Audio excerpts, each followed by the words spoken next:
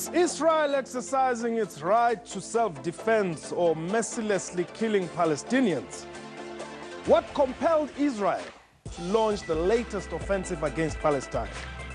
Does Israel care what the rest of the world say about its assault on Palestine? What is it going to take to bring an end to Israel military operations in Palestine? What time is it? It's question time.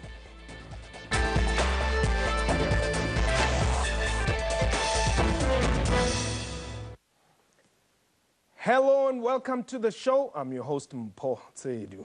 Over 1,000 people have died in just over 4 weeks in the fight between Hamas and the Israel Defense Force. Israel has been accused of using excessive force against Hamas and in the process killing innocent civilians. But from afar, Israel does not seem to care who says what about its actions in Palestine. They say they have a right to self-defense. How many more must die before the carnage stops? When will it end? My guest is the Ambassador of Israel in South Africa, His Excellency Arthur Lenk. Ambassador, welcome to the show. Thank you, Mpho. It's good to see you again.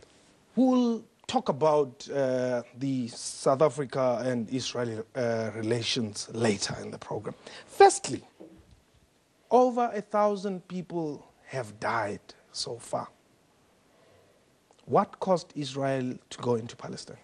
Well, what's caused Israel to have to act in Gaza were rockets.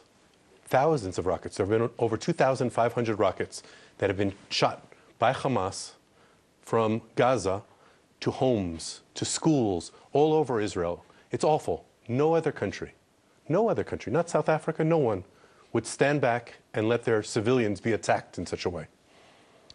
But then, in response, Israel really went very hard on not just Palestinians, but innocent civilians.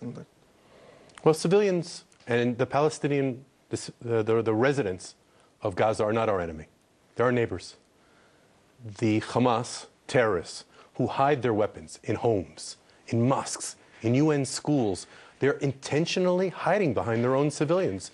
They're putting them in the line of fire in a grotesque idea that dead Palestinians is good. It's not good. It's terrible. It's awful.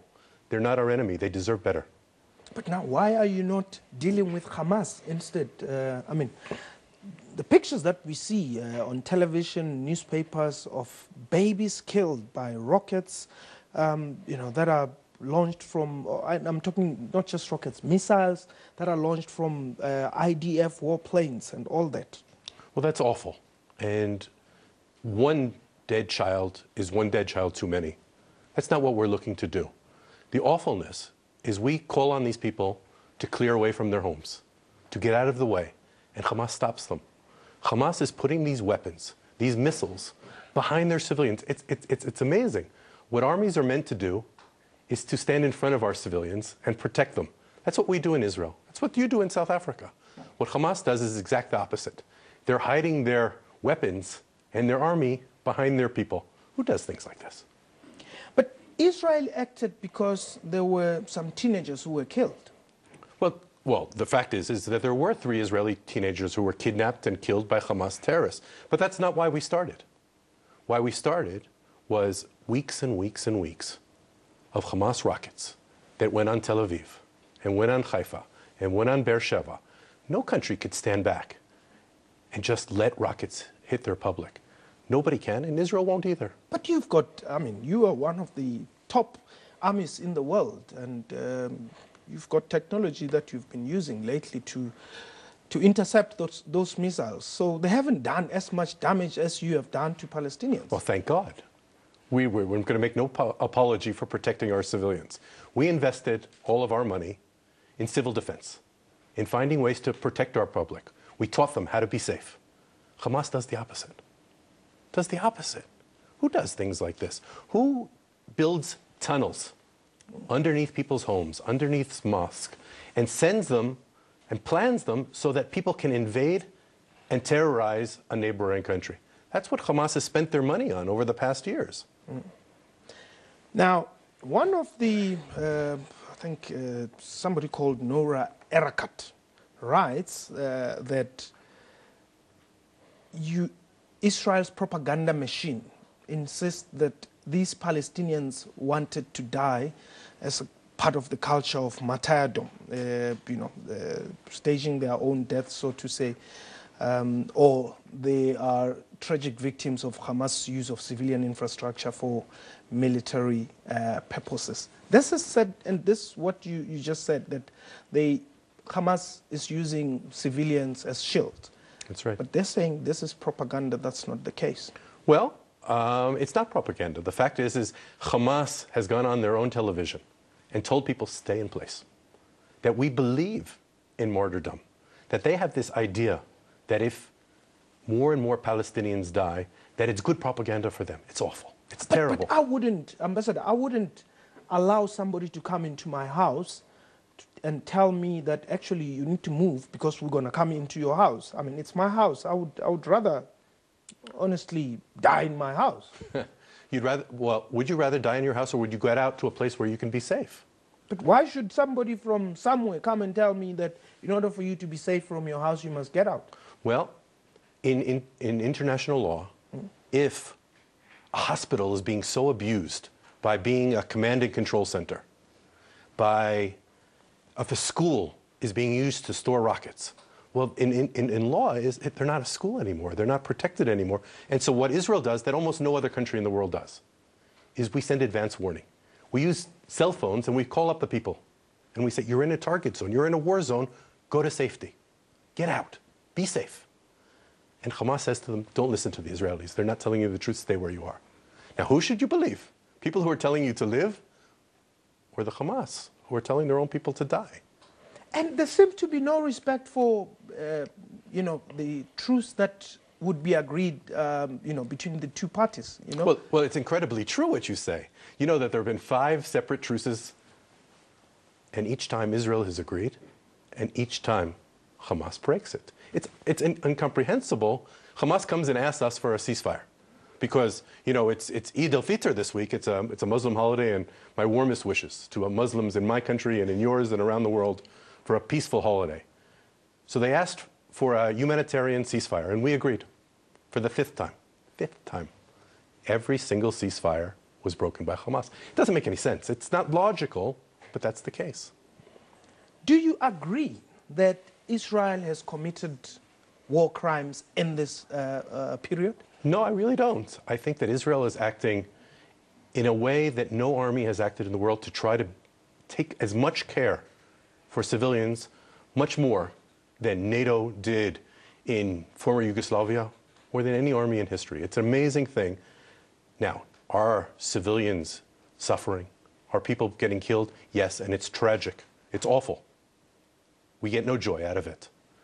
But Israel is taking incredible care to try to save lives, both Palestinian and Israelis. You've managed to save Israeli lives. I mean, there's about 20 or so people who have died in Israel as a result of those rockets? It's been more than that. But, okay. but Now, do you agree that the force that you're using to defend yourself is more than the force or the pain that is inflicted on Israel?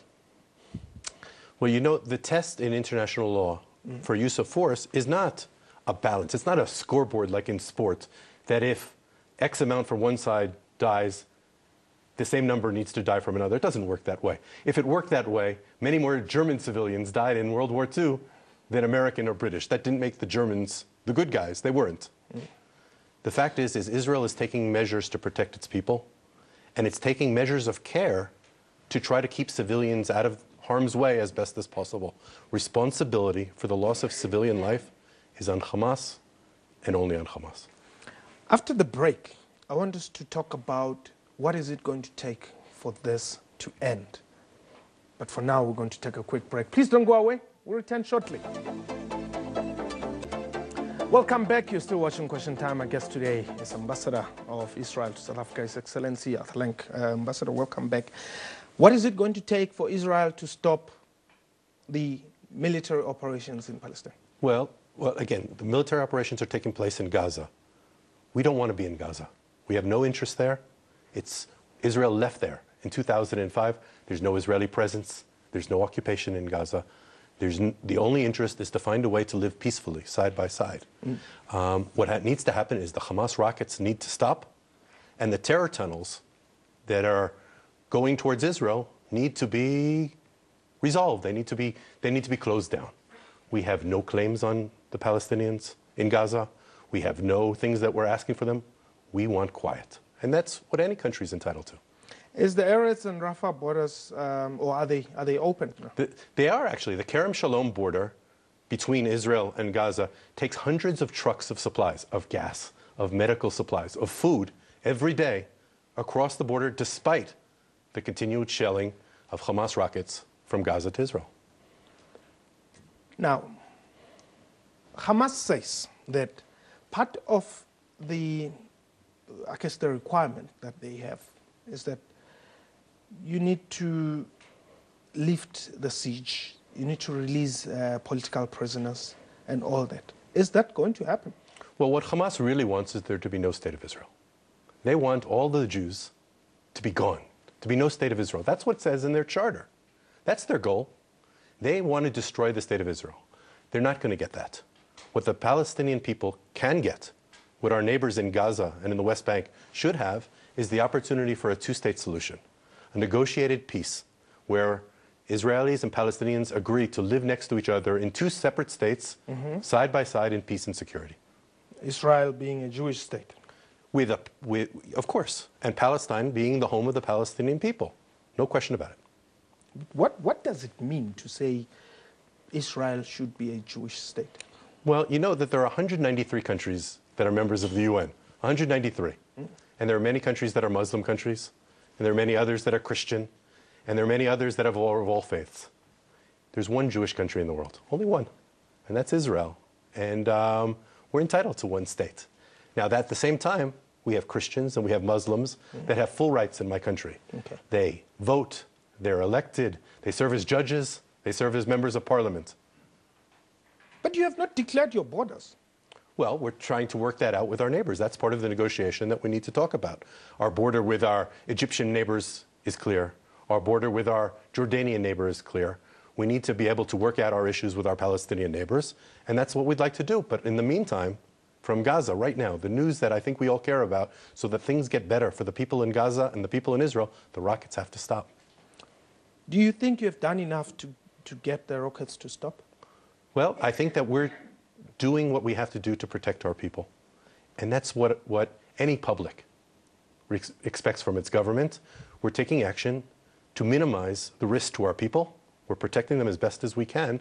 And at the same time, we're trying to limit whatever damage is possible to our Palestinian neighbors, the civilian public, while pushing Hamas back. So who are you fighting here? Hamas or Well, of course. the Palestinians? No, we're not fighting the Palestinians, and I'm going to say it again. The Palestinian people are not our enemy. They're our neighbors. Okay. They deserve better than Hamas. They deserve a better life, not this death wish and not this awfulness that Hamas has brought on. Do you recognize Hamas as a leading party in part of Palestine? Well, they're there. Obviously, they're there. That said, I think that the Palestinian people deserve better.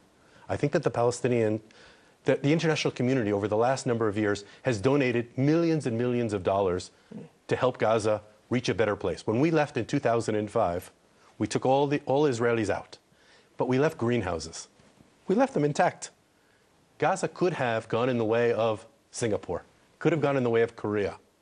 But instead, they asked the international community to send them cement to rebuild, which sounds logical, right? You need cement to build schools and build houses and build hospitals. But they didn't do it. They built tunnels and they built bunkers for their leaders and left their public out in danger. And that's awful. Would, like you say, a two-state solution is the way to go. Would Palestine have its own military, air force, the navy? Well, that's obviously something that needs to be negotiated between Israelis and Palestinians. But why should they negotiate that with you? I mean, if they are an independent state. Well, look, the Middle East is a crazy neighborhood. It's a really complicated area. Syria is to our north, and Egypt is to our south. And Don't get me started talking about Iraq and Iran. Go on. It's a tough neighborhood. Be happy that you're living here in South Africa. But in this complicated area, we have to find a way to build trust between Israelis and Palestinians. The first step is having the rockets stop. And then we can talk about how we can negotiate a better way forward for Israelis and Palestinians. Why is there no progress? I mean, for as long as I remember, each and every president of the U.S. has been trying to get, the peace talks. Somehow, it never gets to happen. Well, right now, the problem is Hamas. The problem is they continue to take steps and actions that are putting their own people in danger and force us. We were not looking for this. In fact, these missiles, these rockets, didn't start the day we went into Gaza. They started months earlier. There have been over 10,000 rockets in the past years. Israel waited, and Israel was calm, and Israel sent messages of, stop it, we're not looking for a conflict. Well, we were forced into a conflict, and we're not going to lose. We're not going to sit back and let our cities be attacked. Nobody would do that. Now, see, that's a very interesting book, Startup Nation, the story of Israel's economic miracle. I would just want one of our camera persons to just take a shot of the book. But what I want us to talk about is if indeed this, the Startup Nation, the story of Israel's economic miracle is anything to go by. Do you think a similar miracle is possible for Palestine? Absolutely. There's no question. Lives of our Palestinian neighbors can be very positively impacted by the successes in Israel. But the violence has to stop. Do you know that Startup Nation is the idea of innovating, of creating new ideas, of new discoveries that can help the world, whether it's a chip in your computer at home or a better way to do agriculture. Israelis and Palestinians from the West Bank are collaborating positively on lots of these things that create better lives for Palestinians and Israelis and for people around the world. The people of Gaza could have that too. But obviously, what has to happen is the rockets have to stop. Do you care what the rest of the world says about Israel? Well, I think we do. We do care, and we interact with our friends in Europe. In fact, just yesterday, from South Africa, there was a delegation representing President Zuma who had meetings with senior officials at our foreign ministry. We found that we agreed much more than we disagreed. We do care. But at the same time, at the end of the day, like every other country, we need to protect our people, and we have a right to do that. Everybody has the right to do that. And the rockets must stop. Okay, that's your payoff line. We're going to take a quick break. When we return, let's talk about the relations between Israel and South Africa. This is question time.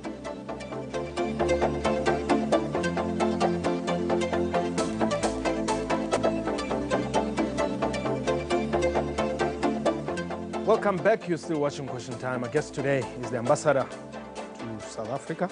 And this is the ambassador of the Republic of Israel, His Excellency Arthur Lenk. Now, Ambassador, welcome back. As we wrap up the show, I thought you would be gone already. You would have landed at Ben Gurion. Well, one day I will. One day I will. But I still have a job to do. I think that there are things that we can do together of building the ties between Israel and South Africa. And so that's my job, and I'm happy to do it. How did you feel when there was this huge cry, that you actually must be expelled from South Africa? Well, I don't think that there was such a huge cry. I think that there's a chorus of extremists who are trying to influence the rest of us, who don't want there to be any relationship between our two countries. In fact, they were the same people who yelled out "No Obama," right? That the American president, Barack Obama, the first African-American president, shouldn't come to South Africa. The same chorus. They're not the ones who determine the real interests of South Africa or Israel, and it's my job to talk to South Africans of all faiths and of all backgrounds to try to see what we can do together. Given the current circumstances, what is happening between Israel and Palestine, why do you think you should remain in South Africa? Because I think that there's a lot we can do together. I think that there are core interests of South Africa that Israel can be useful for. And I think at the same time, the fact that you have an ambassador based in Israel, who's there now, promoting things that South Africa can do in Israel, those serve the interest of our people. The core interests of job creation, of people-to-people contact, of a Jewish community who are patriotic citizens of South Africa and South African nationals who are living in my country. We have things to talk about. We have things to do together. And the job of diplomats representing in the two different countries are to build those bridges between our two people. Do you think that this pro-Palestinian group, pro-Israeli group, understand the actual situation between Israel and Palestine in the Middle East? Well, I think that our two governments do understand each other and appreciate each other. We very much appreciate the statements that President Zuma has made recently, emphasizing the need to stop violence, the calling on the two sides to return to a peace talks. I think that that's very pragmatic and serious. And you know what? That's the way the vast majority of the world is talking. That's the way reasonable countries talk, and South Africa very much fits in to that grouping of people who would like to see a better days for people, for Israelis and for Palestinians. And then the lobbyists? Well, there are different points of view, and that's part of a democracy. Both of us, Israel and South Africa, are vibrant democracies, with the emphasis on the word vibrant. Yeah. And that's a good thing. We're blessed. There are many countries on your continent and on mine who are jealous, who don't have that freedom to express different points of views. And I think that that's one of the things I enjoy most in South Africa, is the diversity and the openness that your media and your public and your civil society is allowed to talk about issues in an open, free way. And I think that it comes down at the end that democracies have business to do together, have interests in common, and that's what I'm here to do. And the civil society that has been really championing the cause, and like you're saying, I mean, sometimes going to the extreme, demanding that you be expelled from South Africa, in their support for the Palestinian cause, what are they missing out? Here's where I'm frustrated about people who say that they're human rights advocates, but really are anti-Israel advocates. If you were really a human rights advocate, you'd be protesting about what's going on in Syria. You'd be walking up to the Iraqi embassy in Pretoria and saying, what's going on there? How is it possible that Christians are being literally crucified? Literally crucified. It's horrific to even imagine that ancient sites are being destroyed and the heritage of the world, but they're not doing that. They're protesting only when it impacts Israel. In fact, it's not serious. It's not genuine. They're not human rights activists. I see myself as a human rights lawyer, and if you're really genuine about human rights, you don't just stand up when it's time to attack Israel. You would expect them, like you say, to go out and protest, or protest and speak out. I don't know. We're still missing the girls who were kidnapped by Boko Haram in Nigeria, and we witnessed the awfulness that Al-Shabaab brought on Kenya and on Somalia. I'm not hearing these groups protesting those things. I hear them talking about Israel. That's not human rights. That's a bias. That's a prejudice. And that's not the way South Africans who are fair-minded look at the world. Is the conflict religious-based, or is it a political thing? I don't think it's religious-based. I very much believe that Muslims, Jews, and Christians can and must live together. We must. Jerusalem is a place that's holy to all three of those faiths, and there has to be a place for all of us there. But when you have a group like Hamas that lives by Sharia law and says that if you're not Muslim, you don't have rights, and if you don't follow the faith in the way that they do, or the way that ISIS talks about in Iraq, well, that's scary. That's radicalism. That's extremism. And those of us who are more moderate in the world, who believe in human rights and who believe in people of different faith, have to stand up against that. And it doesn't matter whether, you know what it does matter? It matters that a place like South Africa that has a historical connection with the Palestinian people should be standing up and saying, no, that's not what the Palestinian people need. They deserve better. They deserve better than Hamas.